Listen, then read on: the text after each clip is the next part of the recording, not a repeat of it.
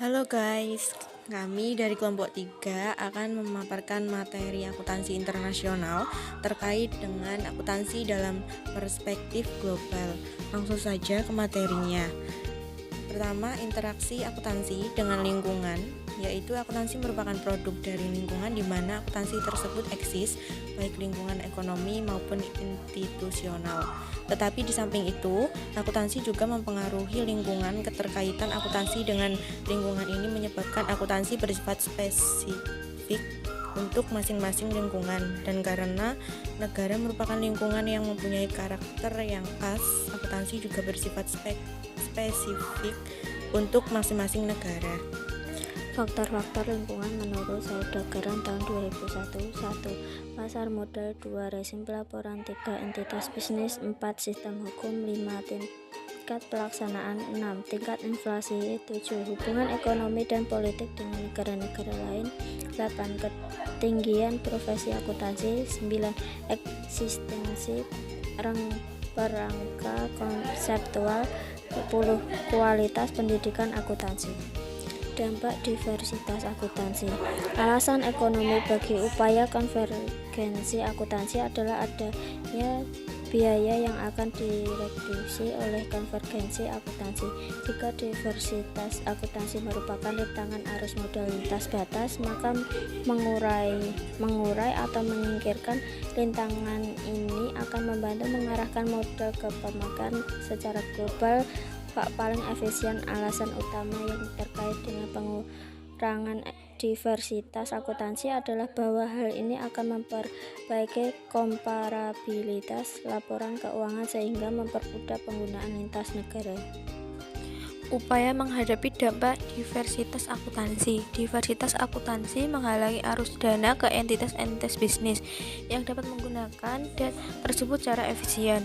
Upaya untuk mengatasi masalah tersebut yang sampai kini terus berlangsung adalah konvergensi akuntansi. Upaya yang telah dilaksanakan sebelumnya antara lain: yang pertama, persetujuan bilateral. Dalam pendekatan ini dengan kedua negara atau lebih menegosiasi persetujuan yang melibatkan pengakuan timbal balik masing-masing standar dengan rekonsiliasi atau pengungkapan tambah tertentu. Yang kedua, penerbit kelas dunia. Pendekatan ini terutama disarankan oleh New York Stock Exchange. Mengualifikasi perusahaan sebagai penerbit kelas dunia dapat meliputi pendekatan sebesar 5 miliar dan kapasitas pasar sebesar 2 miliar. Layanan kooperasi terhadap pemakaian laporan keuangan asing.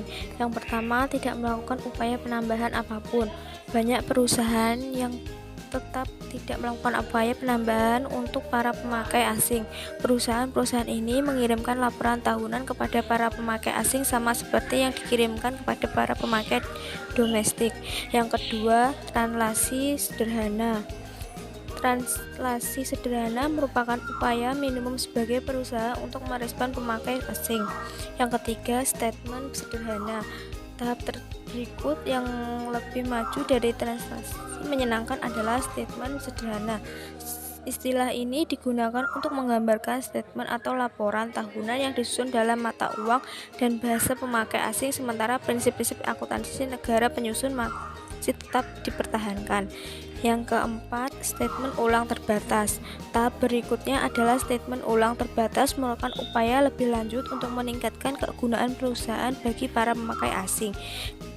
Yang terakhir adalah penyusunan statement sekunder yang menyajikan upaya terbesar yang secara masis dapat dikerjakan oleh penyusunan untuk kepentingan para pemakai asing.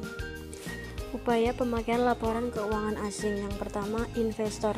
Berdasarkan pendekatan ini, investor institusional mengandalkan pada data ekonomi makro dan parameter-parameter pasar untuk menaksir bobot negara dalam keputusan alokasi aset mereka.